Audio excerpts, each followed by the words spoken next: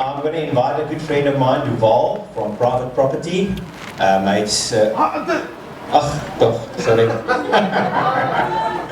Currencies Direct. Sien ek ken hom so lank al van Private Property, Currencies Direct. Goeie pel van my, ken sy pa baie goed, ons kom al 'n lang pad saam. Give him a big round of applause. Dankie vir die geleentheid, dankie vir DVH, wat hierdie doen vir ons allemaal. Dit is lekker om mense te hê wat die industrie bietjie bevorder. Net voor ek begin, jy was dan nou vrou met my gewees, te vraag of ek van hierdie oor. Ek het enig gekry vir jou. Is net op plesier.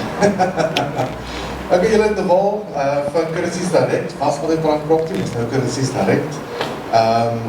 Wat ek vir ek wil praat oor vandag is hoofsaaklik ons bring geld in die land in vir mense wat geld uit. Soos oors jy is 'n koper het, wat geld wil inbring, of as iemand in Afrika het wat verkoop, en wat immigreer, geld wil uitvat en wil belê, dis waar ons help. Nou ja, die banke doen dit ook, en die banke gee goeie pryse, maar regtig waar ons waarde lê, is wanneer mense veral geld in die land inbring, om dat geld reg te verklaar. Ons het al baie keer, ek het die pad, toe ek na toe gery het, het nog kliënt gehad my gebel het en gesê, Duval, hierdie ou het 'n eiendom gekoop in Mosselbaai vir R12 miljoen 10 jaar terug, en hy verkoop die eiendom en hy geld weer uitvat, en SARS blok hom nou, hy moet R2 miljoen betaal in SARS, oor die goede reg verklaar is. So dit is 'n groot einde, en dit is net wat ek net kan bewys dat die geld ingebring het, en wanneer en hoe die geld ingebring het. Jou prokureurs en die banke hou die dokumente net vir 5 jaar, en dan sit jou probleem verder. So langer is 5 jaar, nou moet jy bewys gee van hoe en wanneer hy geld ingebring het. Ons doen dit vir die kliënte, ons hou daar records, ons gee van al die bewyse, wat maak ek nie daar goed hoef te betaal nie. Dan, geld uitvat, net so belangrik om reg te verklaar, as jy nie jou belasting betaal het nie, is belangrik, ons kan al die verklaring skryf reg, sodat die geld kan uitvat, en SARS jou nie 'n jaar later as jy in Australië sit by jou kinders, dan bel jy en vir jou sê, hoe sal al die rekening is gevries nie, ons kan maak seker as ons reg voor en geld uitvat. Wielik eiendomme in Afrika is baie wielik besadig, of overcast. Ek dink die meeste van ons dink so. Dit is amper, vele by sê, ons het baie stuurse kliënte, en die gemiddelde prys vir eiendom in Europa, huidig is R150.000 per square meter. So ons dink Afrika is rof, en dit is rof, maar dit is baie erger baie ander plekke in die wêreld. So ons het mense wat letterlik, ek het nou 3 weke terug gegaan van Italië af, hy het 'n eiendom verkoop vir 110 squares, hy het R16.8 miljoen in randwaarde gekry vir die eiendom. En nou kom ons Afrika toe en dan ons spandeer geld hierson, koop van 'n enorme eiendom en het geld om vanaf te leef vir die volgende 10 jaar. So as julle nog nie met iemand gewerk het van ons hier af neem, ek beloof vir julle, dit gaan gebeur. Hulle het altyd in ons Kaapstad gekoop, ongelooflik baie, die laaste 2 jaar beweeglik waar hulle doen. Die word is out, hulle weet van die Garden Route, hulle weet van Pinnacle Point, hulle weet van die mooi golfbane hier rond. So ek beloof julle, as julle nie my nommer het nie, ek gaan vandag hier wees, van die nommer, sy op die phone, sy van as currency, sy van as enig iets, en so dat as jy in 'n gesprek sit, en hy vraag vir jou, dat jy net van die vraag het ons, dan weet ek weet dat ek kan val. Nou wil ek vinnig vir julle hoor, wie gestraand, wie word miljonair gekoop? Enig iemand, as hy, kyk net, ek kyk net, love it. Ek het gestraand iets uitgevind, ek het die kliënt gehad, so 2 weke terug van Austria af, en ek het nie geweet wat is Austria in Afrikaans. Wie koop dit? Jy weet nog koffie weer. Well done. Ek het dit nie, ek nie geweet nie, Austria is Oostenryk. En dan, net vir 'n klapbak, ek laat het roos toe. En is lekker laat doen ons. Dis 'n byt.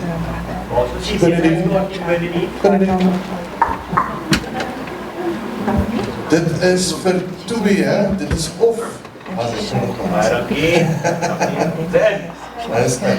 Dit is of vir, as jy van wyn hou, dan is dit 'n bottel Edmund Barron, of iets soos dit waarvan jy hou, of as jy van whisky hou, 'n goeie bottel whisky. Trek jy, ek nie betrokke wees nie, dankie. Eerste enetjie, Antoinette de Toy, Jazz Everett.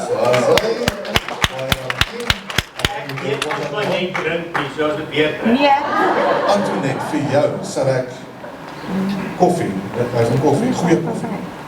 Wyn. Jy drink man! As jy eiwit vergeet nie, dan drink jy. Nog een keer asseblief.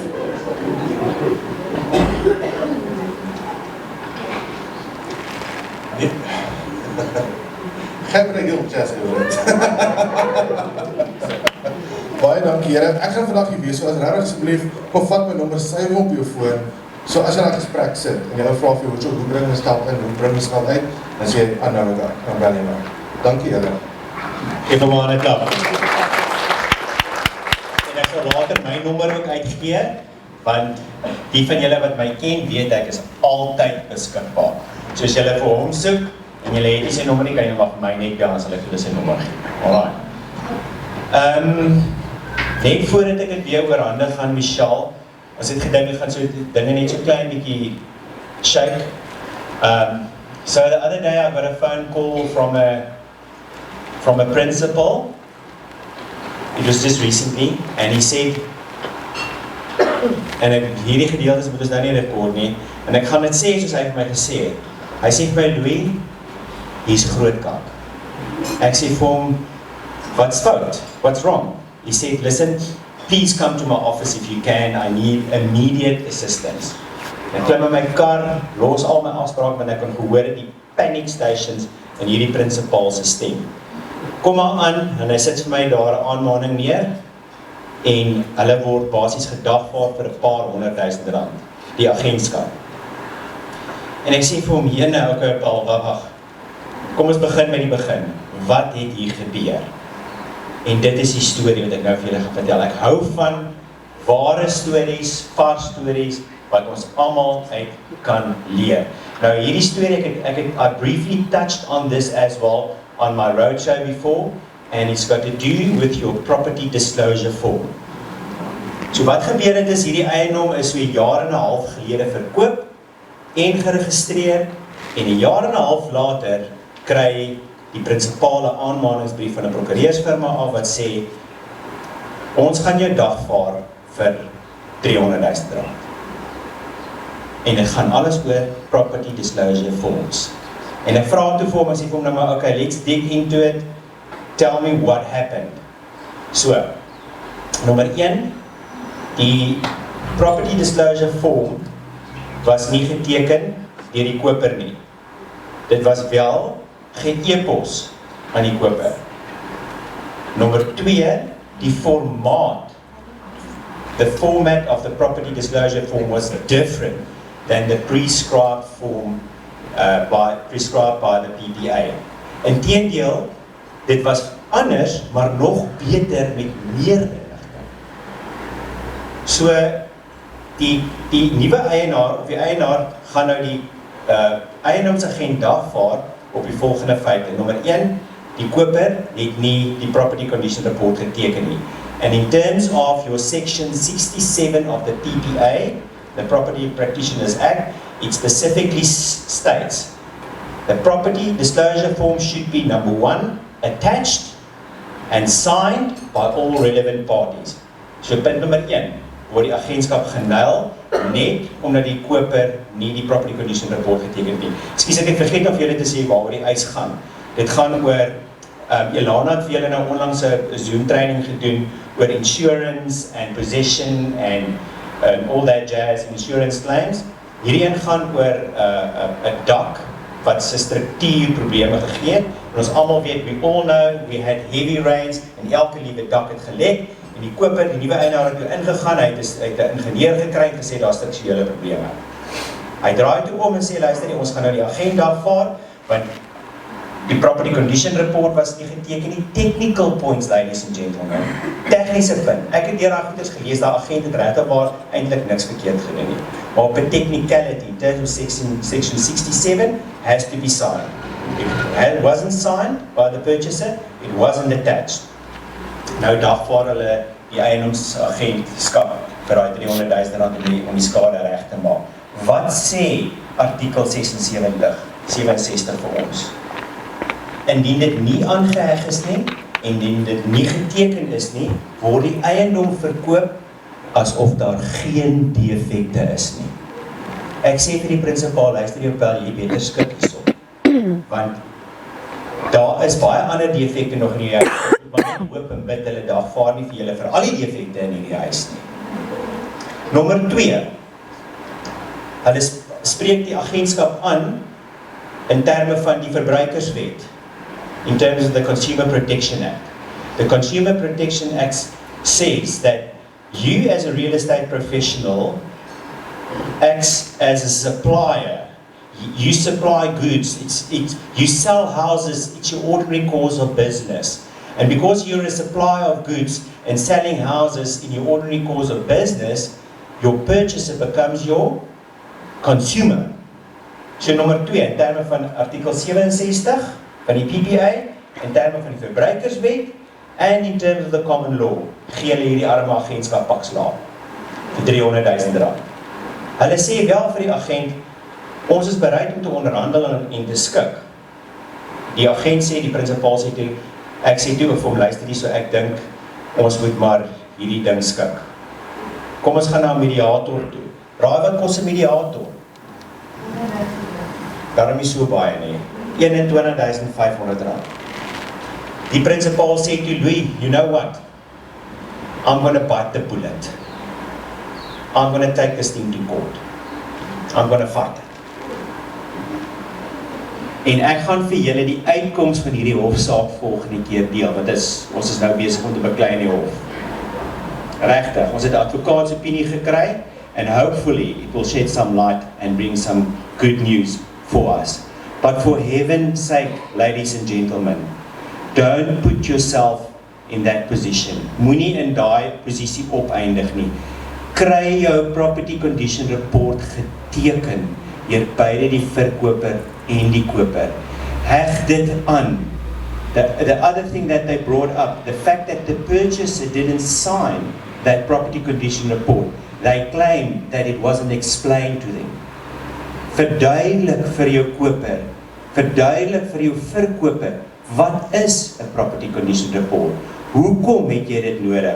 It is there, the purpose of a property condition report is there to protect the buyer and the seller, and most importantly, you as the real estate professional. Jy kan al die boksies tik. Wys jy nou net op 'n tegniese puntjie, wat dit nie aangeheg was van die begin af nie, dit was later eers aangeheg, en dit was nie onderteken deur die koper nie. Nuil hulle nou in die arme agentskap. Dink julle dit is fair? Ek hoop van harte, ons gaan daai eienaar goed pak slaag gee. So ek gaan vir julle met die uitspraak, sal ek met julle die uitspraak deel, en hopefully it is in favor of us as real estate professionals. Why didn't they sue or gun the previous owner? Want in daai tydperk, in daai jaar en 'n half, het die verkoper, destydse verkoper, is hy gesekestreer. So who's the best next thing to gun for? You as the real estate professional. You guys are so exposed in this industry. As jy katkleintjies kry, is dit jou skuld. So ons moet so versigtig wees, because you guys are standing slap bam in the middle of the Property Practitioners Act, the Consumer Protection Act, and the Common Law. Maar ek gaan al hierdie goedjies sal ek nog met julle op 'n latere stadium deel en die uitkoms. Yes, Robbie. Moes die prokureur ook nie verseker is dat oordrag is op dit is?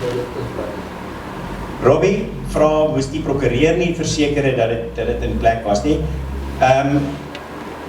Jy kan sê, ek kan nie namens ander prokureurs praat nie, maar ek het net gister, het ons vir 'n agentskap in Port Owen gesê, luister hierso, the property condition report wasn't signed by the purchaser, so we pick it up. My paralegals is geleer om na hierdie goeders te kyk. So I can't speak on behalf of other attorneys, daai prokureur het dit duidelik nou nie opgetel nie. Maar selfs al het hy dit opgetel, was dit reeds te laat.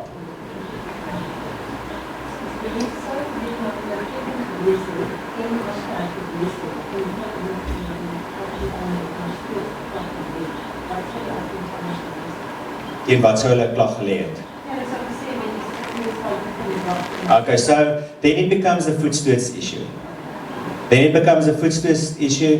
Was the seller aware of it? Did he fraudulently withheld the defects? Want dan nou, dit is 'n derde been wat bewys moet word as dit by voetsoets kom. Wat baie interessant raak, baie mense, baie eiendomsagente dink 'n eis by voetstoot rus net op 2 bene. Nommer 1 dat dit latent is, nommer 2 dat dit nie openbaar is nie. But the third one is that the actual owner fraudulently held, deliberately withheld that information to defraud the owner. And to defraud or deliberately defraud somebody, to prove that in court, is a state of mind. En om 'n state of mind in die hof te bewys is bloody moeilik. Hoe gaan ek bewys dat jy opsetlik opgetree het? Verstaan jy? Dis moeilik om te bewys. In certain circumstances it is possible you can do it.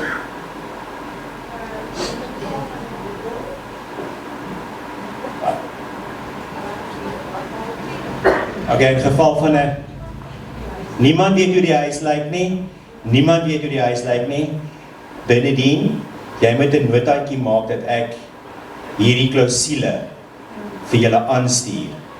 So waar 'n verkoper, where a seller didn't reside in the property, or the landlord, hy het nie in die eiendom gebly nie, of die verkoper is oorlede, en 'n eksekuteur is nou aangestel om toe te sien tot die oordrag van hierdie transaksie, then you're going to put the following in your offer to purchase.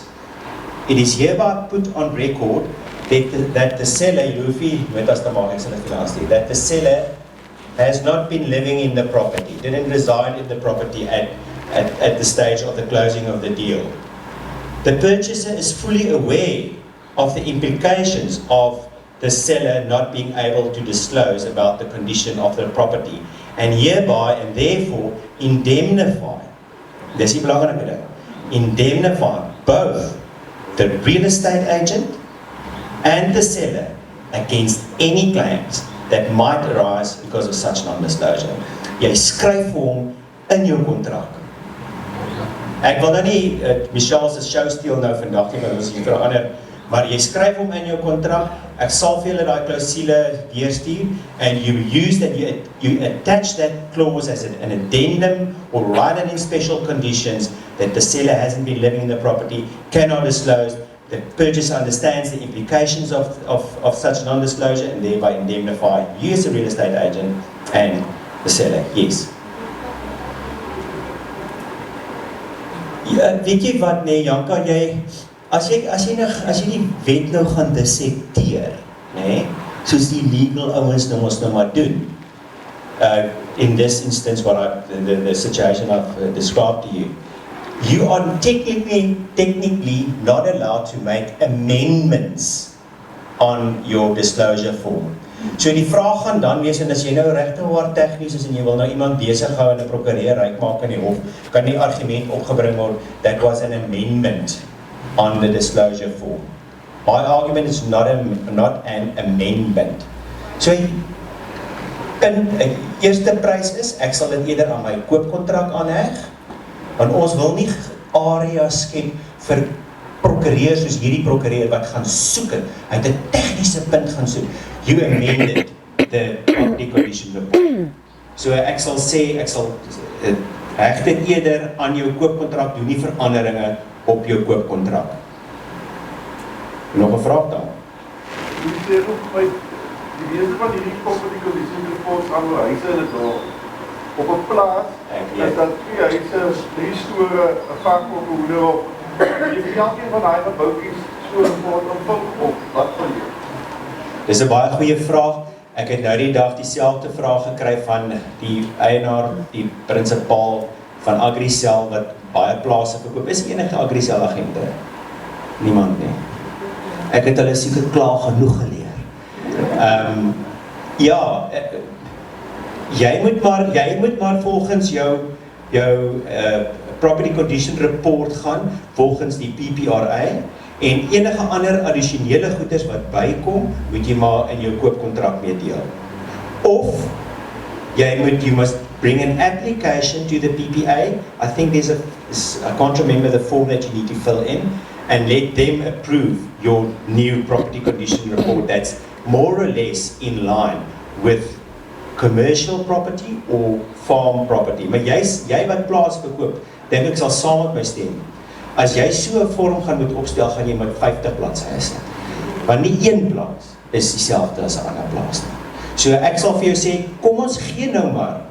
Let's give the PPRA what they want, give it in their prescribed form and matter, and fill it in soos jy kan, and whatever you need to add on, you deal with it in your offer to purchase. Alright. Michelle? Het jy aan die slaap geraak daar, jong dame? Ons het jou nodig hierso. Weet jy, Michelle, ek het lanklaas soveel komplimente gekry van 'n trainer. Elke agent met wie ek kom praat sê, "Jessie, sy's great. Wow, ek leer so baie." Geef vir haar so 'n handeklap, man. Just like it, Michelle.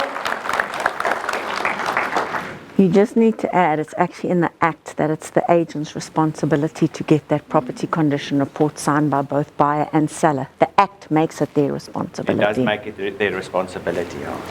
So, Just say again, please, Michelle. the actual Property Practitioners Act that came into being makes the liability of the agent responsible to have that property condition report signed by both buyer and seller. So the Act very clearly states that the liability lies with the agent, and that's why this case is going to be very interesting, because it's going to see if the court are going to say, yes, but the buyer was emailed that property condition report, and if that is going to be sufficient, because as the Act stands right now, the agent is fully liable.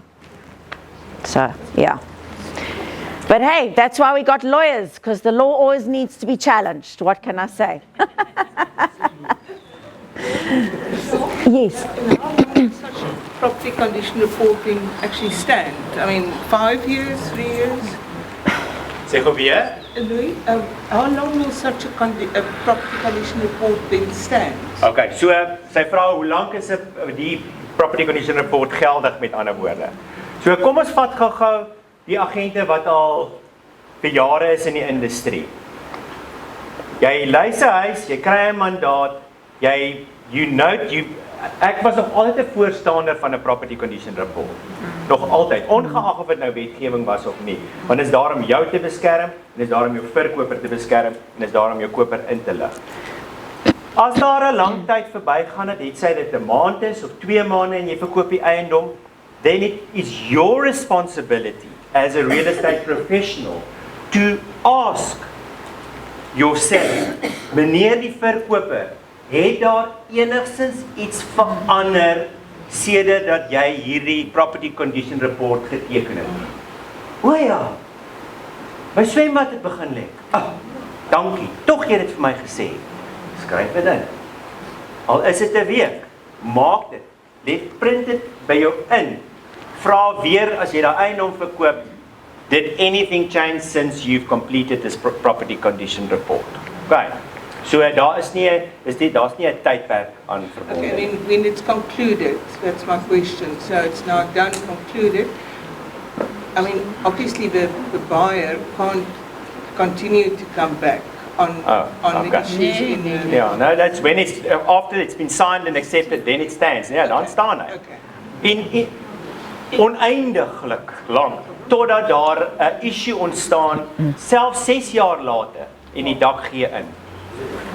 Ek wil nou nie vandag vir julle 'n legal update gee oor wanneer verjaring begin nie, maar verjaring begin loop vandat hulle bewus geword het van die issue. Maar dan is dit moeilik om te bewys. Yes, like it, meneer, 6 years is a long time. A lot of stuff could have happened within 6 years. Yes.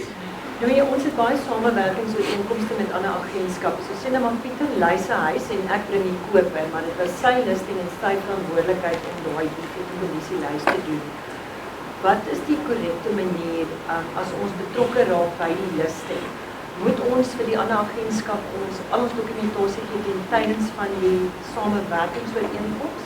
En as daar 'n probleem sou kom, wie gaan die bullet vat? Sê gou vir my, so praat jy van gee jy jou property condition report? Kyk, as 'n list sê maar ek het nou eiendom gelys. So wie ook al die listing doen, moet 'n property condition report kry. Ja, wanneer, op watter stadium moet daai Die wet sê on listing stage. listing staan? Okay, but ek het vir julle moes 'n goeie nuus van. Vra weer vir my daai vraag as ek my praatjie gaan doen aan die einde, wat jy doen in so 'n geval. Okay. Want daar is 'n solution. Yes. Is daar overkill? Is dit beter om obviously met listing een te doen soos jy op party einde staan vir 'n jaar? Baie kan gebeur. Ons doen standaard aan ons IDP weer 'n property disclosure. Daar's hy, 100%. Die overkill means fine. 100%. That the extent valid Rather overkill than find yourself in a court facing a 300,000 rand possibility of Just don't do payment. what the agent did in Kleinmond. The listing agent, there was a listing agent and another agent sold the property and they used the condition report of the listing agent. Okay? But they used the OTP of the agent that sold the property that brought in the buyer. The property condition report said, specifically recorded, no building plans will be supplied and the offer to purchase said, approved building plans will be supplied. No what no? No beklei ons! En ons stry! Anyways. Louis, ekskuus, ons is verantwoordelik, maar wat gebeur as daai verkoper gejok het?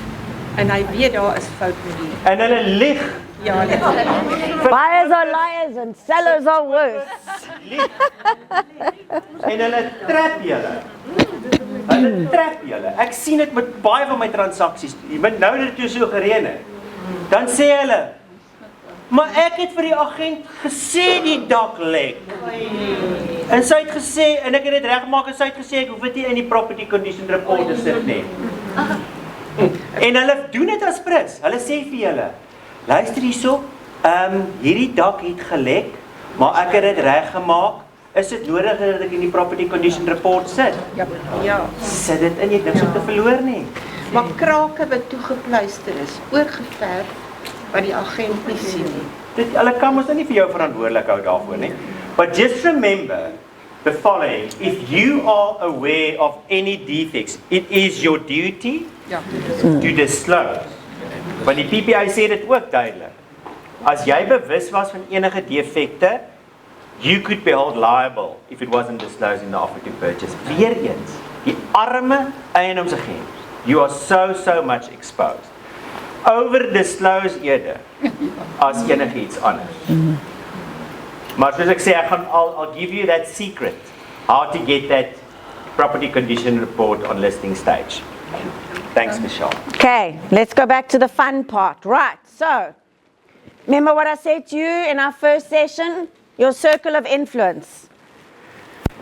Unless they're dead, don't worry if it was an ex-husband, ex-wife, ex-lover, ex-boyfriend, doesn't matter. You know they all need a place to stay, just saying for a friend. Every mole needs a hole. You just got to make sure that you're the mole that finds them the right hole. That's all. That's what it is. Doesn't matter how bad the house is or how good the house is. Circle of influence, very important. Next, we go on to our properties that are currently on the market. Then we go on to expired listings. Then we moved on to our properties that are already sold, because those people love to talk. They're happy to give you leads.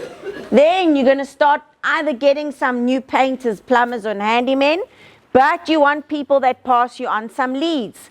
How about your hairdresser, the barber you go to? People that you recommend for services. Ladies, we go and we have our nails done. How many of you have ever had a chat to your nail technician and said, haven't you had any clients who are going to be selling their house soon? Yes? No? Right? You need to ask. If you don't ask, you don't get. It's like a child. Have you ever seen a child in a queue at the supermarket when they're sweeties? Yo. We need to take a lesson out of their books. They just do not understand this word called no. Heaven help the future of this world with these new little gen, whatever you want to call them. They don't understand the concept of no. They don't get it. They don't hear it. They just understand the concept of yes, I need it, I want it, and I will get it. You need to have that same concept. Don't ever just take the first no. Then understand the dynamics in your area. Who's your target market? Why do people move in an area? Why do people sell in an area? What is the average age of people staying in your area? How long do they stay in an area? Go find the stock. The stock is there. The stock will always be there. There's never been a day in the history of real estate where no stock is available. The stock is always there. You've just got to make sure that you're first on the market to get it. That's the secret of real estate. Leads, listing, leverage. Control the stock, you control your market. Stop worrying about what's going to happen in a week, a month, a year. You worry about the 24 hours in front of you. I always say to everybody, and I'm sure at some point in our lives you get touched by a person who suddenly is gone. And I always say, you've all got to remember this. Tomorrow is promised to nobody. Today is the here and the now. So what you're going to do today, you're going to reap tomorrow. What you keep on doing tomorrow, you're going to reap next week, next month, next year, and so on and so forth. Nobody should be in this business just to survive. We're actually in this business to thrive. You work far too long, you work far too hard, and it's a far too demanding a profession to just be in this business to be a survivor. You need to be in this business to be a thriver. And remember what I said to you in the beginning. Without saleable or lettable stock, you have no future income. You are unemployed. Not a word that any South African wants to hear, because we do have such a high rate of unemployment as it is in this country. So you in real estate, you don't want to be unemployed. You want to stick to your income chain. You want to focus on those two key critical activities. You're generating your leads, prospecting. Prospecting, prospecting, prospecting. Right. So now, we've got our listing appointment. Woohoo! Guess what? You're just about to become employed. Now, please don't be like my lovely lady sitting in the audience who got so excited she actually moved her clients and now she's sitting here with her hand in a brace. It's not a good thing. We understand. Buyers are liars and sellers are worse. When you go on your listing appointment, remember, 7 seconds to make an impression. If you don't make that impression in 7 seconds, you're gone. 7 seconds is a very short space of time. So be prepared. But most importantly, just as much as it's your interview, that you're being the one that is being interviewed to see, are you going to be that agent of choice? You need to understand that's your opportunity to determine, are you actually dealing with a time waster or are you dealing with a serious client? And I call it my 4 Ds. Death, divorce, departure, debt. They are the movers. If I get my price, then I'll sell. Those are the stayers. Bye-bye. This is not a moer en soek. This is a wil jy ry of wil jy bly? Want as jy wil bly, dan ek ry. En dan jy kan mooi bly. Maar jy bly vir 'n baie lang tyd. True story. And those are key critical questions you need to be asking at that listing appointment. Now, let me explain to you the economy that we are in. Unfortunately, we are in a very financially negative economy right now. Is that a negative for you? Absolutely not. It's an extreme positive. Even though interest rates are about to come down, please understand there are a lot of people out there who are very financially pressed right now. Because every single time we've had an interest rate hike, it's not just the bond that goes up, it's the car payment, it's the credit cards, it's the personal loans, it's school fees, it's the cost of living, it's the cost of petrol that drives food prices up, it's the cost of everything. So you are sitting, and a lot of you, especially for those of you that are working that low to middle income market, there are a lot of sellers out there who are very seriously financially pressed right now. The economy indicators are there. Now let me explain to you. When it comes to selling for reasons of debt, you are very, very unlikely to hear the truth the first time around. Most sellers will lie about it.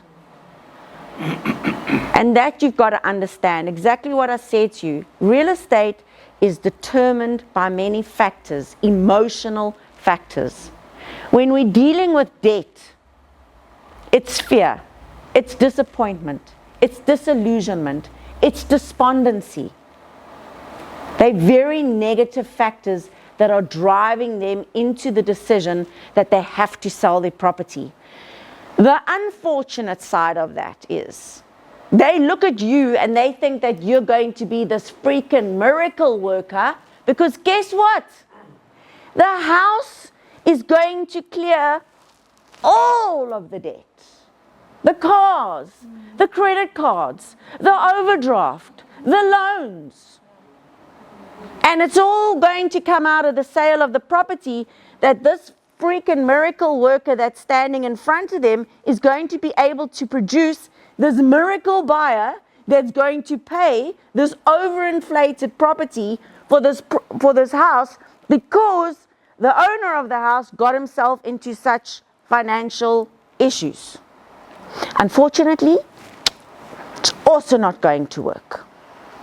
But all you can do is keep price counseling, because eventually they are going to have to sell, or otherwise it's going to go into a forced sale situation. Divorce, you gotta love it. They can't stand each other. They want to get the hell out of each other's lives as quickly as possible, but unfortunately you are going to have the money talk with them too, because here the one that's had the affair, he needs lots of money to pay for whatever, and the one that didn't have the affair is the murren, because she could have had an affair but she didn't have an affair, and now this bugger is going to pay for it. You gotta love real estate. What's there not to love? It's like, it's like keeping up with the Kardashians. You just don't know what to expect next. Yes, divorce, fabulous situation. Departure, their bags are packed, the airplane tickets are booked. Heck, they think all the shit on the other side looks greener. Well, good luck. Trump, Biden, Kamala, you can have them all. Because the one is as stupid as the other. Amen. Yeah, trust me. And I can stand here and say that because my family are American. I tell them it's the doofest nation I've ever yet to meet, but you guys carry on. You can only think, you don't even know what's going on in the rest of the world. You can only think what's going on. And then heaven forbid the one ear gets chipped and we've had an assassination attempt. That's not a marketing campaign, I don't know what is, but heck, let me just tell you something very interesting now. We are probably, and we are, one of the best countries in the world to live in, but hell, we need those people to immigrate because we need stock. So when they tell you they are moving to greener pastures and they're going to the USA, say to them, do you need help to pack your bags? And don't worry, I'll still be around in the business when you choose to come back to South Africa, because you realize how fantastic it is. We have the most amazing wine. Going out for fine dining is cheap, and we have the most beautiful and spectacular coastline. Just phone me, I'll find you a house. But just bring your dollars back. All right, so departure, we need them, we want them. Death is always a sad one, but most times with a death, there is going to be a sale of a property. There are a lot of greedy kids that want their money, their inheritance. Never mind poor mom or dad or whoever's left. They've still got to live somewhere, but who cares? Let's just sort the money out. But death, divorce, departure, death, those are the ones you want. Wil jy ry of wil jy bly? It's quite simple. The most important one that I've got up there, And that's the number one reason why a lot of agents fail. It's about this little word called expectation. We so often presume we know what the client expects from us. And so often you get it wrong. That's what gives agents a bad rap. And in every single presentation that you go and do, you should be asking the question, what do you expect from me? You cannot meet an expectation if you don't know what it is. Okay, so we're going to do an exercise here. If I am the seller and you are the agent, what do you think my expectation is of you as the agent? What would you say? Professional guidance. Knowledge? Just give me the highest price. Highest price? Honesty. Honesty? Feedback. Shortest period to sell the property as quickly as possible. Feedback. Feedback? Confidence? Communication? Sell the property. Sell the property? Anything else? Price counseling. Price counseling? Well, no, I don't really want to hear that from you.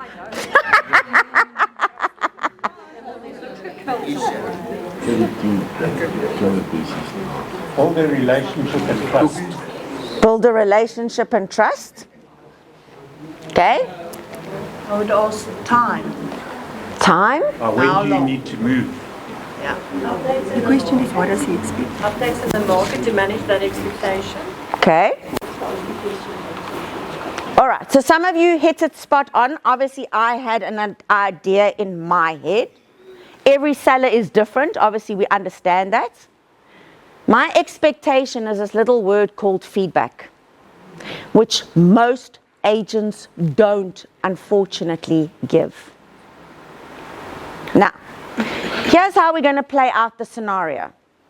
You know, better than I do even, you know you're going to, and because some of you have mentioned it earlier, you've got those sellers who have that totally unrealistic expectation of price. All right? What happens when you take that listing on? What happens? What's your response? Just explain it a bit better. Okay. You've taken on the listing. I'm the seller. I've set an unrealistic price because I want my price. All these damn Gautengelings that want to move down here must pay. Because this is Cape Town. This is Garden Route. Comes at a price. They must pay. I've brought capture in. You've had professional photographs taken. You've had a beautiful video. The house is looking like magnificent. It's now looking like, a Saudi palace. Meanwhile, it's a pundok at a palace price. You the agent, what's going to happen now? I'm going to say bye-bye. No, you've just paid capture a lot of money. You can't say bye-bye. I need to move in 4 months' time. And if you don't, if it doesn't sell? No, then you're a useless agent. I'm just going to bring in another agent. I think I'll go and sit with statistics. I definitely don't want to hear that. Take buyers through, feedback is going to be price, and you give that feedback to the sellers. 3 buyers, your price. Do you think you're even going to get a buyer to contact you on an ridiculously overpriced listing? And you take multiple places, you're going to have to play a little game to try and get a buyer's feedback. I don't even think your phone's going to ring, to be perfectly honest. If I all the latest statistics during my listing period, and I did the listing, she would have been aware, you would have known what the values are of houses in your street and in the area. But Now, I've seen the values of other houses. But Mine is better. yeah. What I will do is I'll do a CMA, and then I'll take a look and do a CMA, discuss the price, and then we start marketing it. And we'll have the price counseling as we go on. That's what I'll do. I'll make sure before you start marketing it, telling her that this house will sell for that price. She can, and you get them. I mean, we've got lots of. Good. But I'll make sure that there's a record of saying that house will sell at that price. Yeah, but you won't get the list. No, I've got the listing. She still gave it to me. So the price is But that's it's the selling price. 1.5 million overpriced. Once you've discussed the marketing price with the client, you ask him if he wants to market the house or sell it. It's a good one. I like it. Okay. Here's what we know realistically in the market that we're currently working in. You know yourself. You're not even going to get a call on that listing. You're not. You can have a lot of hits on your listing on the property portals, 100%, but your phone is not going to ring for that specific listing. Now, if the client's expectation is feedback, I always say to agents, I don't care if there's no feedback. Stop taking on the responsibility for your clients putting pressure on you as the agent to get an over ridiculous market inflated price. Stop taking on that responsibility. Yes, I understand you want the listing. And if the motivation is there, I'm going to say to you, take the listing. If the motivation is there. However, when there is no feedback to give, you give that feedback. Mr. Seller, here on the property portal, because you can see it on your portals, how many views and hits that listing has had. Mr. Seller, it's had 84 views, but we have not had one party that is willing to come and view the property. Let's go back to my CMA, which I presented to you, in which I stated to you where I felt the offers were going to come in at. We are X amount overpriced. You've got to understand what your seller doesn't see is if his property listed at 3 million, that's what your seller sees. He sees it list at 3 million. What he didn't see was when that offer came in at 2.2 million. And that's what he sold at. And I can tell you another story very honestly. If I'm Bob and he's Joe and I go to Joe and I go, hey Joe, did you get your price for your property? You think Joe's going to tell me he sold his property for 800,000 Rand less? Absolutely not. He's going to tell me he got his price. That is a true story. He's not going to say, you know, I was a dom dus. I overpriced my property.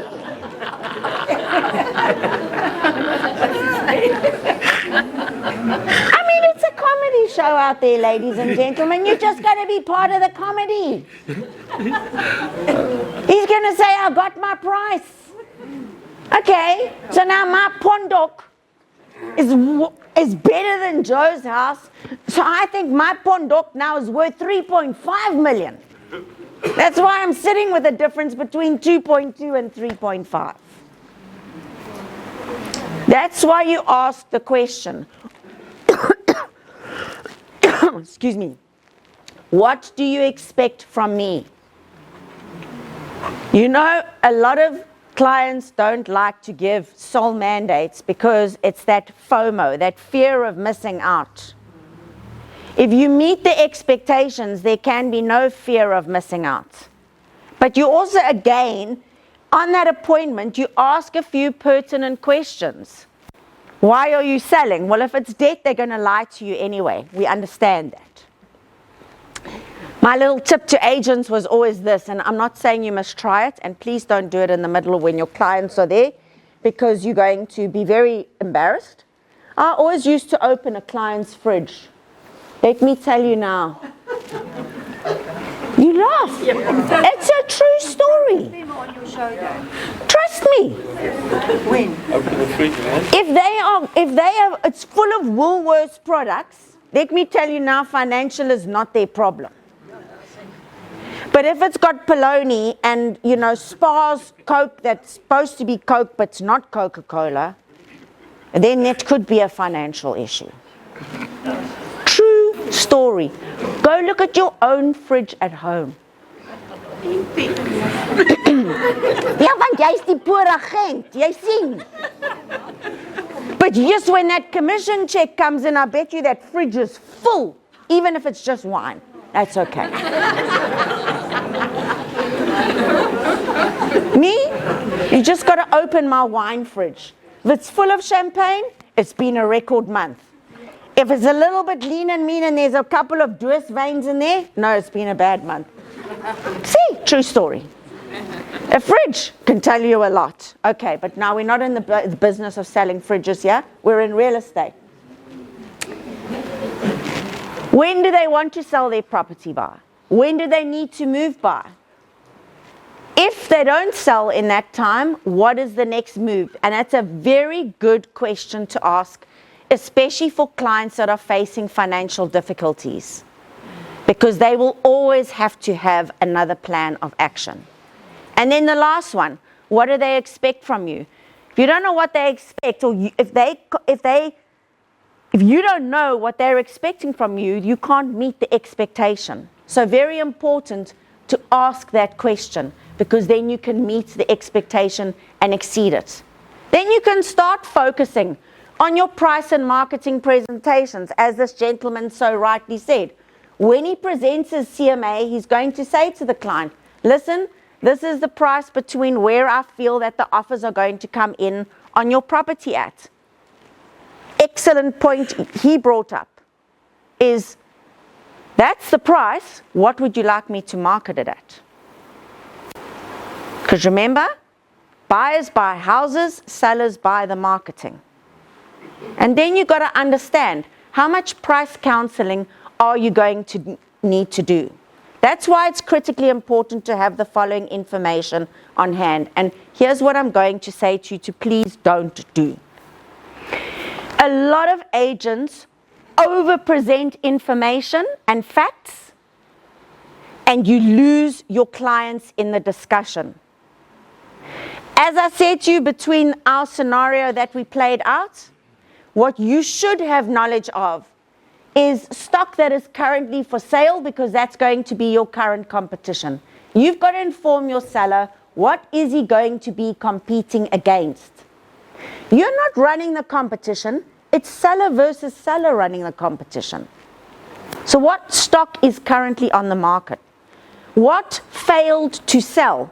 Because all your seller saw, he saw a for sale board one day, and a couple of months later there was no board. He doesn't know whether it sold, didn't it sell. He's not aware of that, but what he does remember is what price that property came on the market at. That's what he does remember. That's why it's so important to have information in that category. And the third category that's also critically important is what is sold, but I'm going to add to that, what it listed at versus what it sold at. Those facts are vitally important. And trust me, ladies and gentlemen, we're only now working with our motivated sellers. Death, divorce, departure, debt. Yes, Mr. Seller, because he's going to bring it up to you and he's going to throw it back in your face. Yes, but that property down the road, that property was on the market for 3.5 million. And when I asked the owner, he told me he got his price. Fair enough, Mr. Seller, but here's the report. That property, you were quite right, it did list at 3.5 million, but as you can see here, it actually sold at 2.9 million. That's less than 22% below market of what it listed at. That's when you capture clients' attention. Mr. Seller, I'm happy to take your property on for the price you would like me to market it at, but I can tell you I'm going to already make another appointment with you today to see you in a week's time and rediscuss price. They won't have an objection to you doing it if you're working with a motivated seller. If you're working with an unmotivated seller, you can use any reason, you can use any motivation, they're not interested. It tells you they're not motivated to sell. I always say to agents, look at your stock levels and rate your seller's motivation in terms of A, B, and C. Stop wasting time, energy, effort, and money on your B and C sellers because you're going to get nowhere fast. Even though you are the garden route, even though you are the premier area to come and move into, first of all, you're already dealing with affordability issues between what people are selling for up there and what they need to buy in down here. Correct. And I actually said to Louis, my biggest concern at the moment is people are overcrowding properties. Because what you can buy and sell for in Gauteng is half of what you can buy for down here. Even more than half. Yeah, absolutely. Absolutely. And I said to Louis, that is my biggest fear for the Western Cape, especially garden route. I can see already, West Coast was like, where? Huh? Langebaan. Yeah, who wants to go there? You want to go see what Langebaan's prices are doing? Exponential, because garden route is the premier area to stay. People can't afford it. Not anymore. What did you mean by overcrowded or over? They're exceeding the number of people in a house. They're buying 2-bedroom properties and there's 8 people living in there. Thank you. I'm already seeing it in Cape Town. And it's all about affordability. I understand. And you can't say to them, well, go to a lesser area. The lesser areas, the prices have also gone up exponentially. Now there's no more stock. It's overcrowded already. So now they're forced to buy in certain areas. They can't afford what they need, so they're buying less and they're just sticking them all in one house. And the lesser areas is quiet because nobody sells. They can't go anywhere themselves. Well, exactly. That's the problem. And I think garden route, you guys are right on track with it. I mean, the area can only expand at such a rate. So, anyhow, for sale, fail to sell, and your sold stock. That is what you need when you're talking about your area and you are presenting your CMA to your client.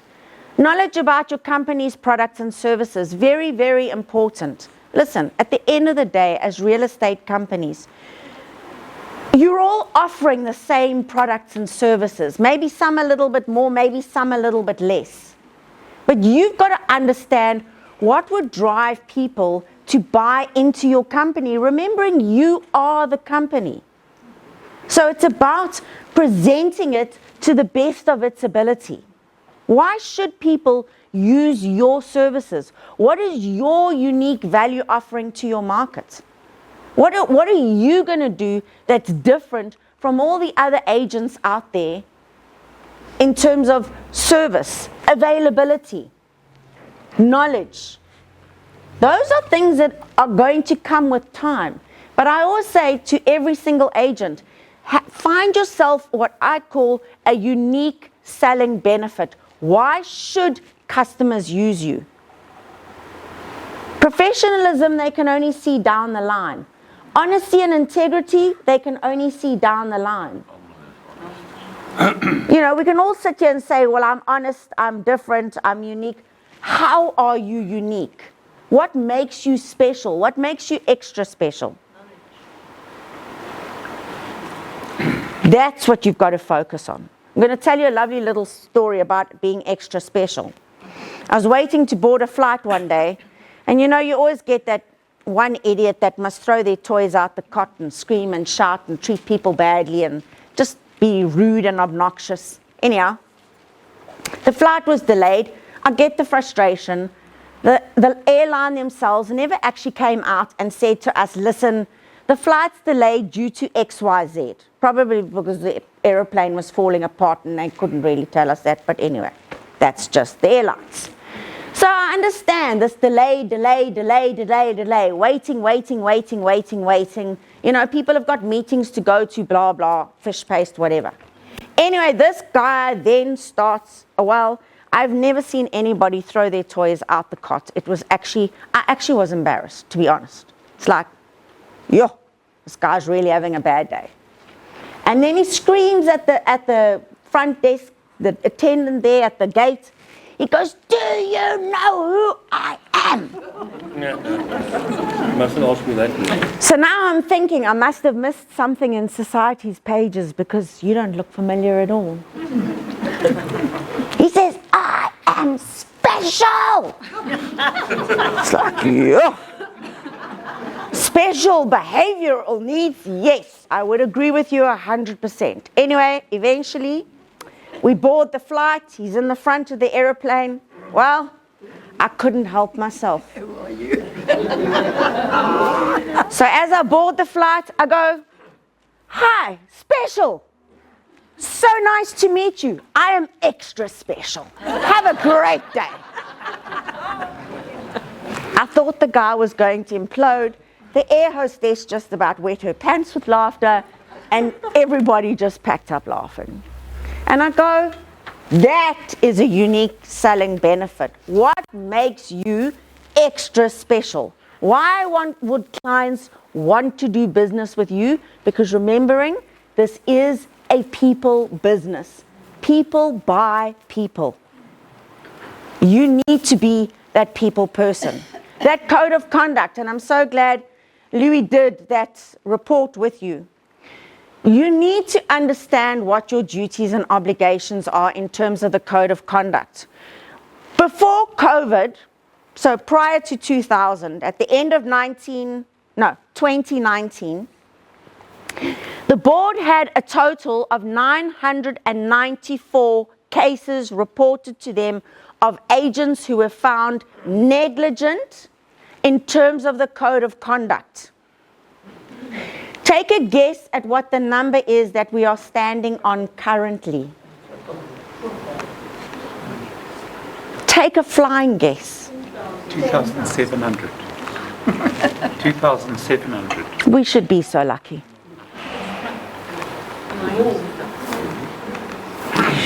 6,000 cases currently of misconduct.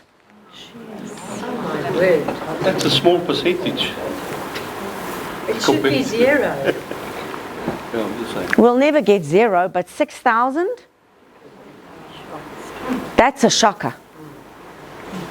And those are cases where the board are having to sit in arbitration. Ladies and gentlemen, it is not worth it. Trust me. I think I was there 3 times. Not because I did anything wrong, but because the client thought that they had a case against me to report me. Number 1, as much as Louis is a brilliant lawyer, he's your best friend. Neither Louis wants to see himself in that situation, and you don't want to see yourself in that situation. It's stressful, to say the least. It's not a good place to be, and it's not a place that you want to be at. And here's what I'm going to say to each and every single one of you. You really should know your code of conduct. I say to agents out there, I say, how many of you go out and actually show clients a copy of your Fidelity Fund certificate? And if not, why not? Would you go to a doctor to get medical advice if his certificate to show that he's actually a qualified doctor is not up in his practice? Sure. Why would you? You're putting your life in danger. You are dealing with a client's biggest investment they are ever going to make in their life, and that is property. So why would you not show them that you are the professional, you are registered, and explain to them you need to abide by a code of conduct? One of the things that you can use to your advantage, one of the clauses under the mandate clause in the code of conduct says, an agent may not overprice a property in order to secure a sole mandate. You know what? If you don't educate your public, who are you expecting to educate them? So when that seller says to you, but I want you to market at XYZ price, or so-and-so told me they could get XYZ price for my property, you need to say to them, Mr. Seller, as agents, we all have access to the same information, the same knowledge, and the same figures. Number 2, my professional code of conduct says, I may not overprice a property in order to secure a sole mandate. Here it is in my code of conduct. Mr. Seller, I'm happy to market your property for whatever price you would like me to start marketing it at. However, in terms of my CMA, I have to present you an honest evaluation of what I feel your property is worth. If you don't go out and act as the ethical agent, you can't expect anybody else to. And here's what I'm going to say to you, is eventually you're going to show up the agents that are not honest and ethical. Trust me, word of mouth in this business is more powerful than anything. It takes 7 years to build a career, and it can take 7 seconds to destroy it. That choice is yours. And in fact, in some instances, less than 7 seconds. Look at poor Oscar Pistorius. How many seconds did it take him to pull all those bullets off? And it destroyed his career, a very successful one at that. It's the same with you. It's like taking a gun out and shooting your own self in the foot. Don't do it. Don't do what the rest of them are doing. I always say to agents, do it differently. Because when you do it differently, you do it better. Forbes predicted in 2020, as we went into lockdown and as we went into COVID, he predicted that the following 7 years would be what he calls a connection economy. The great news is real estate is part of a connection economy. And he said it had already started. He said, think of Uber. How many cars does Uber as a company own? No. But what do so correctly?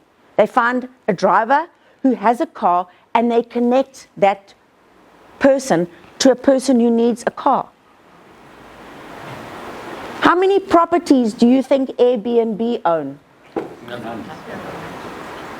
Yet they are the most successful company in terms of holiday accommodation. How many properties do you own? Maybe 1, 2, maybe some of you lucky 3. But are you selling any of them? Probably not. But what you do is you connect a willing and able buyer and a willing and able seller. So you are part of that connection economy. Forbes predicted that in 7 years, those businesses in the connection economy would see turnovers that exceeded their wildest expectation. Well, guess what? Last year, we had it in real estate.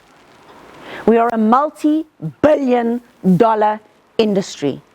In South Africa, we made more millionaires last year than in any other record previously. We had a record number of estate agents who made more than 1 million rand last year. And that's all being part of a connection economy. You've either got to choose to go with the flow and do it, or you can choose to be left behind. But knowledge of your code of conduct, very important. We understand we're going to get objections. Throw some at me. Objections to a sole mandate. Give me some. I love that. FOMO. FOMO? I want many agents. Why? More exposure. Like it? Some more? I already had gave another agent a sole mandate and they didn't bring any clients. And they had it for 3 months. Yeah. 6 months, whatever. They want to sell it themselves. Oh wow, just let them take one buyer through, they'll be phoning you again. Bad experience. Okay, we all going to get the same objection. So here, let's work through some of them. Let's go with the multiple agents. Okay, this was always my answer to that one. Mr. Seller, understand, as agents, we have one buyer pool. You do. Unless it's your own best granny, best auntie, best uncle, your mother or your father, Trust me, the buyers, there's no loyalty. We don't work on an American system here. Buyers are the buyers. They belong in a pool. Whatever buyers you know, they know, they know, they know. And if you've got the stock, the buyer's going to find you. So, Mr. Seller, we have one buyer pool and we have multiple agents. As a seller, when you list your property with multiple agents at multiple prices, Mr. Seller, if you were the buyer, which agent would you choose? The cheapest one, of course. No, 100%.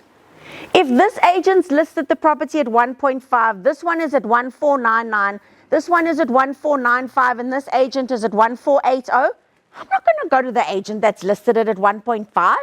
Why? When I can get it for 20,000 Rand less. So, Mr. Seller, what you're actually ultimately doing is you're giving control to the multiple agents instead of you yourself as the seller controlling the selling price of your own property. We're also going to go to the agent that takes the least commission. You get what you pay for. Goedkoop is duurkoop. Okay, we're going to handle that one because it's a good one and you're going to get it a lot. I always explain to sellers, and especially when you're going through your marketing plan, exactly what marketing activities you're going to give them. And when a seller would say to me, but so-and-so said they will do it at 2% or 20,000 or what have you, I'd say to the seller, Mr. Seller, that's no problem. I'm prepared to do that, but let's go back to my marketing plan. In terms of all my marketing activities, getting in professional photos, you know, premiering your advertisement on our property portals, which of my marketing activities would you like me to cut out? Because I can't do all of them for that kind of fee. For those of you guys, you need to do your research and homework. Is private property still here? Yes. Okay. Let's put them on a spot. Why was private property started in the first place? The very first place. How well did that work out for you guys? Thank you. There we go. I didn't say it. Who uses private property platform now the most? Exactly. Exactly. You need to understand with those low commission agencies, one, the business is not sustainable. Number two, you want a professional person to handle the sale of your property, you're going to pay me my professional fee. Number three, read the terms and conditions. Because with everything, there's terms and conditions. And for a lot of those companies that offer, you know, to sell your house at 20,000 Rand, they call it an administration fee, and there's a lot of hidden costs that go over and above it. But you guys need to go and do your homework. Because when you've got all those facts and that information there, it's much easier to handle that objection. That FOMO. If I've explained my marketing plan, exactly what I'm going to do, what I'm going to act, what I'm going to say to my clients, all the events, what I do behind the scenes, I always say it's like watching a movie. We only get to see the end product. We don't see what goes into it. It's the same in real estate. All your seller sees is when they see you bringing people through the property, or they see a board put up on the outside. They don't see all the hard work that you do behind the scenes, all the activity, all the phone calls, all the connections, going on a database, all the homework you've had to do in terms of getting that listing, doing the presentation, what you prepared to service, how you've serviced, your history of service. They don't see all of that. They only get to see the end product. So you've got to explain your marketing activity very clearly to them and get them to understand why they need to pay you the professional fee that you are charging. You can't expect, ladies and gentlemen, to walk out of a showroom driving a Porsche Cayenne but you've only paid the price of a tata machans. Doesn't happen. Are you going to go to the cheapest doctor? Well, exactly it. You know, I always say it's like going into a doctor's rooms, and sometimes, you know, I've questioned my own self about it. Some people get to spend 30 minutes in a doctor's room and they pay 650 Rand for the consultation. I walk in there and I'm out in 5 minutes and I've also had to pay 650 Rand. How does that go? Figure. Same thing.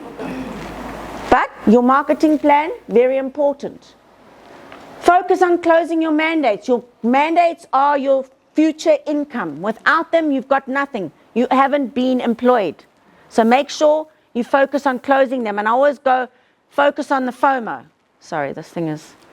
Right. Let's do a little survey.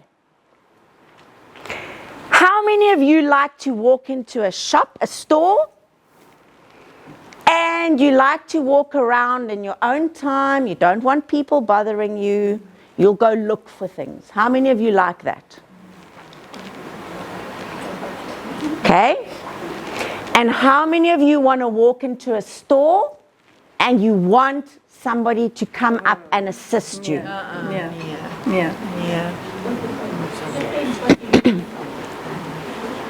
Okay, but would you like to go and look at it on your own first, or do you want help the minute you walk in the store? Okay, don't be embarrassed. For those of you that like to be helped straight away, put up your hands. Sometimes, yes. Depends on what you're looking for. Yeah, that's true. I want to browse. You're a browser? Yeah. Okay.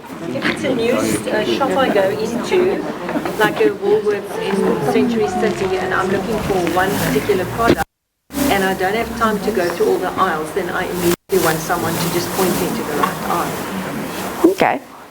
All right. Vir 'n kliënt werk jare terug in Kosweg. Meneer Skelton. En hy het gesê jy gaan haal die kliënt al by die deur. All right, so we call it, so some of you are called what we call the discovery kind of people. Those are the ones that where you like to walk around in your own time and go and find things. And the other people, the ones that like to be helped straight away, you are what we called your demonstration.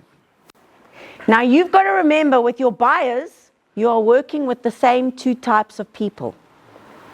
You're going to get the buyer that likes to walk through on their own pace, look at the property, talk to themselves, discover it, or you're going to get the client that wants you to take them through the property, open the door and go, and this is the bathroom. No, Sherlock, you don't say. I didn't think a bath was a bathroom. Be very careful how you handle those buyers, because I can tell you now, the discovery type of buyers hate the agent that is the demonstration agent. They can't wait to get rid of you.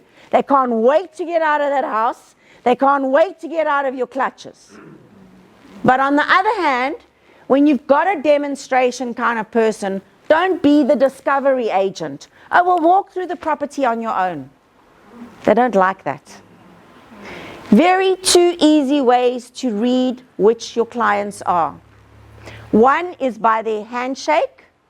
Firm handshake is normally a discovery kind of person.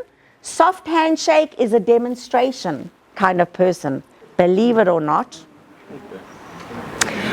Number two is the way that they greet you. Discovery will walk straight up to you, put their arm out and shake your hand. A demonstration person will walk very slowly up to you and just say hello.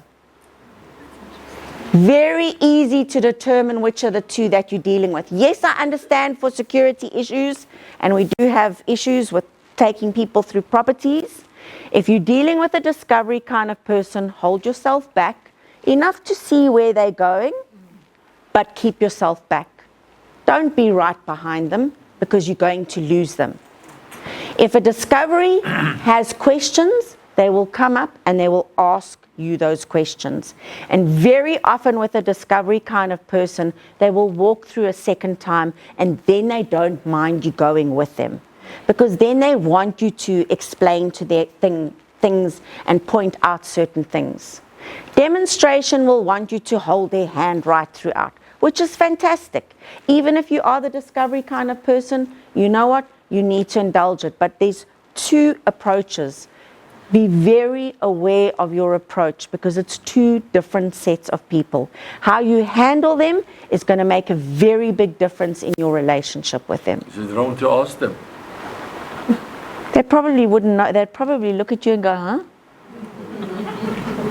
But you do normally, don't you ask the question when they come up and you say, would you like me to go with you? Or would you like to walk through on your own? Then they're gonna answer the question anyway.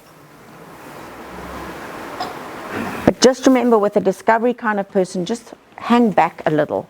For security reasons, yes, you need to keep them in view 100%, but just watch the way that you handle them. Okay, then start asking the questions. I always say a great agent should be able to match a buyer very quickly to a property by the questions that they've asked. And explain to your buyers why you're asking the questions. I always used to say to my buyers, Mr. Buyer, I'm going to ask you a few questions because I just want to know that I am showing you the right type of property to match your requirements. And then you never have an objection to them asking you questions because you need to have that discussion. You need to know, is this house going to match them or is it not? And very often I'd have that discussion as they walked in the door. And then I would know, was that house going to suit them or wasn't it going to suit them? And if it wasn't going to suit them, I would tell them up front. I'd say, you're most welcome to have a walk around. But from what you're telling me, I don't think this property is going to match your needs. But by all means, have a walk around. And very often they'd say, no, you know what? I don't want to waste my time because we really are looking for a property. We are serious buyers. And if this is not going to match my requirements and my needs, I don't even need to look at it. And I think sometimes we're just too scared to ask those questions. But don't. Okay, so discovery or demonstration. Then, once you've asked the questions, you can see they're liking the property, you've got a couple of yeses to them, then you can start focusing on closing the deal. Now, I had a very interesting conversation with a bond originator during our tea break, and here's what I'm going to say to you, which I was going to say, but I'm going to change it a little bit. When we have the money talk, I always say money is like the elephant in the room. Nobody wants to discuss the money, but you need to have the conversation. And yes, I fully understand. Lots of people don't want to disclose their financial situation to the agent. And I get it, and I understand it. And I'm going to say to all of you as agents, it's not your job to have that money conversation anyway, in terms of getting into the nitty-gritty. But what it is your job to do is to ask your buyer, do you know how much you qualify for? Is this within your price range or your affordability? Now, I was told very clearly, and I get it from a lot of agents, that getting pre-qualified almost is not worth the paper it's written on. Because very often they don't go and run through proper ITC checks, credit checks. So very often, yes, the client says, yes, I've been pre-qualified, I can buy, and you think, okay, well, great. You take the offer to find out when it does eventually go through, it gets declined because the guy's got about 5 judgments. Or actually, the affordability wasn't really there to begin with. I understand that. But here's what I'm going to say to you, is make sure there are great bond originators out there who will take the little bit of extra time and effort to qualify your clients properly. And here's what I'm going to say to each and every single one of you, especially my newbies. And my oldies will laugh when I go through the scenario. If a buyer doesn't want to be pre-qualified or sit down and have a serious consultation with a good bond originator, they're not a buyer to begin with. Because how many times, how often have you had that call?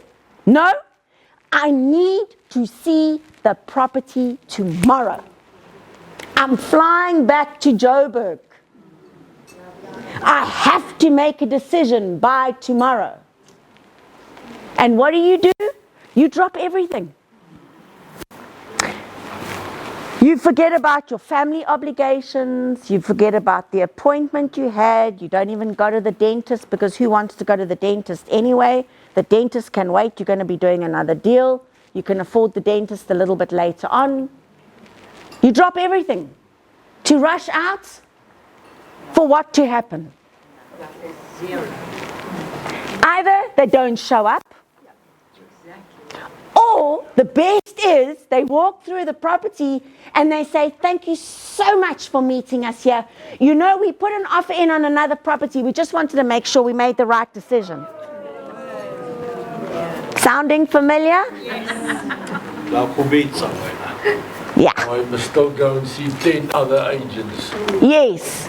Now I've still got a lot of other properties that I need to view. Oh, okay, but when do you need to move by?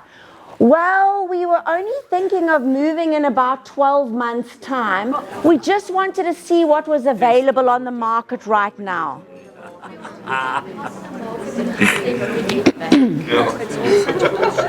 Oh, and did they tell you it's also going to be subject to them selling 3 houses? And they haven't even called an agent in to do an evaluation on any of them, but they know exactly what they can afford right here and right now. Please, guys, just have the conversation. Deal with the elephant. The sooner you deal with it, the sooner again you know, are you dealing with a time waster? Because I don't know what it is. I think there are a lot of very bored people out there that think that estate agents have got nothing better to do with their time, their energy, and their effort. Sellers just love the fact that a whole lot of time wasters come through their property. Don't be one of those. You've got to realize time is money. And I always say to agents that I do personal coaching with, I go, stop worrying about the money you're making. That is the by. Worry about the money you're losing on appointments that come to nothing because you failed to have the proper conversations with those clients to begin with before you rushed in your car and went out there and then tell me that they are no-shows. Seriously? Or, what do you call them when they just disappear into thin air? The ghosting. There are a lot of people that is what they do as a profession. It's like curiosity killed the cat. Have you not got anything better to do? Please, I'll even pay for Netflix. But stop wasting my time, energy, effort. And it's not only your time, you've also got to think of your seller. So there's a double obligation here. And do yourself a favor. There are many, many, many great bond originators out there that will take the time and effort with your clients to get them properly qualified. And know that when they put in an offer, 9 out of 10 times, yes, it is going to go through. But deal with the money in the room. Never be afraid to have the money conversation. Always remember, when you're presenting the offer, you're the one that's got the knowledge up front before your client even gets to see it. Know if you're going to have a conversation about a counter offer. Know what the seller is going to accept, what they're maybe not going to accept. And we're going to go through that in my negotiation and closing session, which I'm going to do after lunch. And the last one, which will be our last session for today. It is 7 times cheaper to retain an existing client than it is to find a new one. For agents that have been in this business for a long time will tell you, 80% of their database feeds their business. It's that 80-20 principle. If you do not keep in regular contact with your client, trust me, another agent is going to. And when that buyer becomes a future seller, you're not going to be the agent of choice. Because another agent has kept in contact with them when you were sleeping. when you were not doing and working on your business. Ladies and gentlemen, real estate is about entrepreneurship. You are your own entrepreneurs. You are your own financial destiny. Don't be the boat that sets out every day with no rudder and no oars. You're going nowhere fast. You've chosen real estate as a profession for a reason. Make it a successful one. Make sure every day when you get in that boat, your rudder is in the direction you want it to go, and you've got your 2 oars to get you there.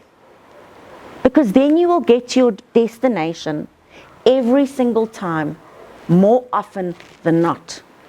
And that's what real estate is all about.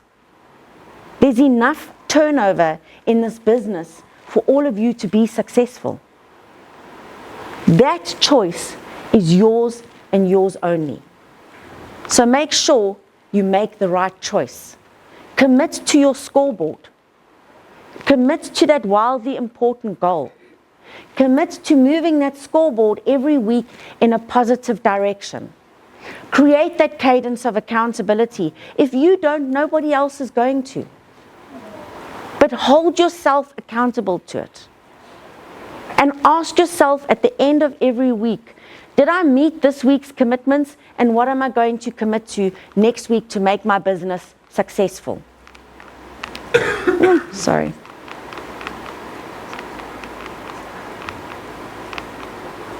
I always say, there's a very small difference between being ordinary and extraordinary. When you get given the choice to be extraordinary, why do you want to be ordinary?